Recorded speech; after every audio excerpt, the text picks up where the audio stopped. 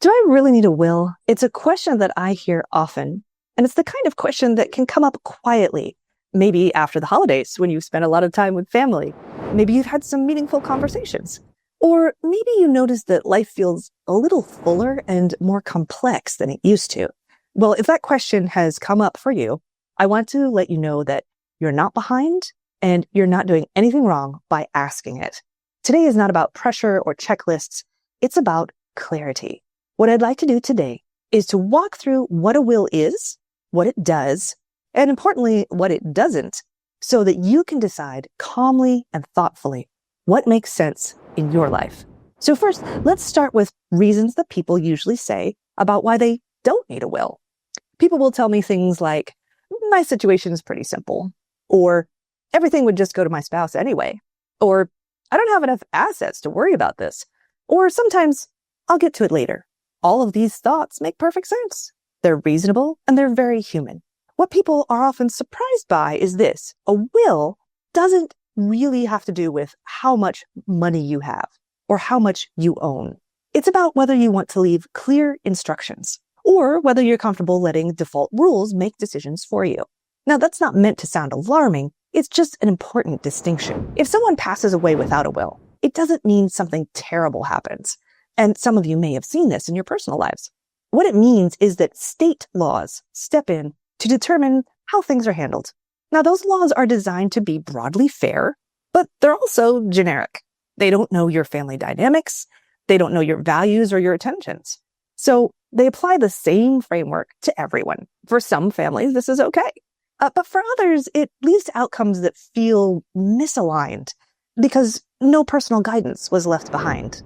So let's talk about what a will is. At its core, a will is a place where your intentions live in writing. It allows you to clearly state things like who should be responsible for wrapping up your affairs. Somebody's got to do it. Who should receive certain assets? Even if you don't think there's a lot of them, there may be more than you think. And who you would want to make decisions for minor children, if that applies. So a will doesn't have to be complicated or exhaustive to be meaningful.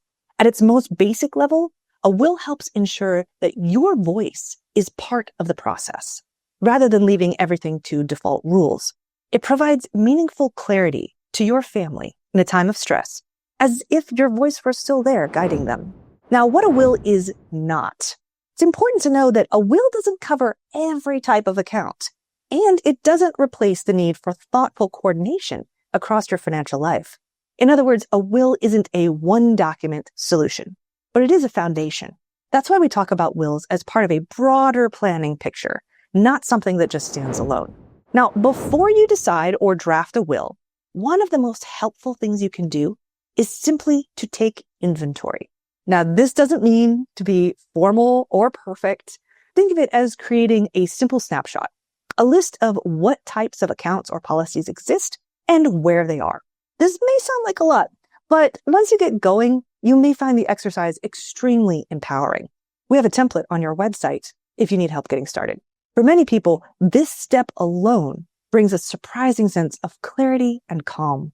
Not because everything is solved, but because the unknown becomes visible and manageable. So you don't need exact numbers or polished documents. You just need a place to start. And sometimes taking inventory can lead you to the answer, do I really need a will? A will is often the natural next step because it creates a clear framework for that inventory. It allows you to name decision makers, provide guidance, and reduce uncertainty for the people you care about. It's less about perfection and more about participation, making sure your voice is included. And it's worth saying this clearly. Your will does not need to anticipate every possible future scenario. It just needs to reflect your life as it is today. Now, people often start this process by first clarifying what matters most to them.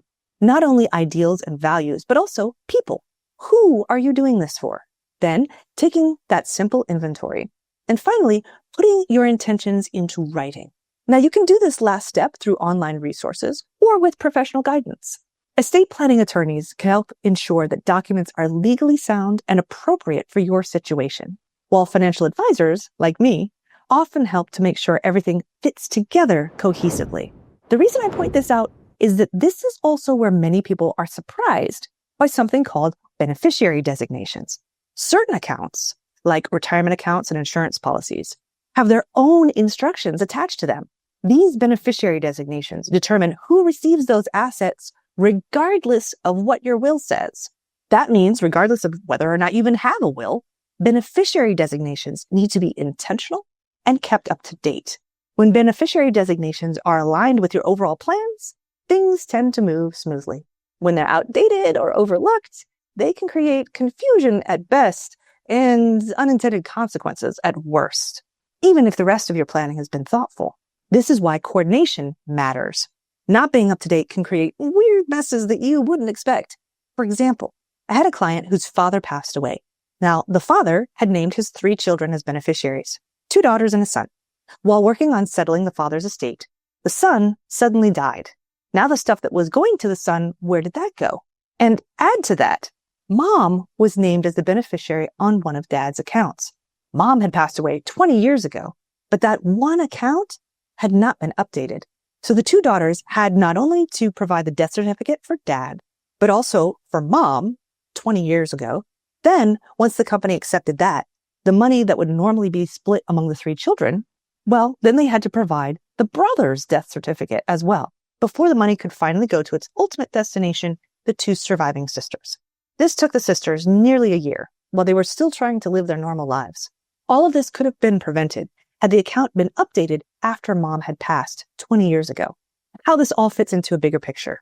Well, none of this is about doing everything at once.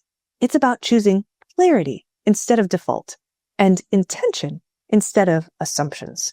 A will, beneficiary designations, and broader planning all work best when they're connected and when they reflect your real life as it is now, not a version from years ago. One last thing I want to say clearly. This is not something you're meant to figure out all by yourself. Good planning is collaborative. Attorneys, advisors, and other professionals each play a role, and the best outcomes come from partnership, not pressure. You don't have to do everything today. Just one thoughtful step is enough to begin and to help your loved ones. So if there's one thing I hope you take away from today, it's this. Clarity is kind.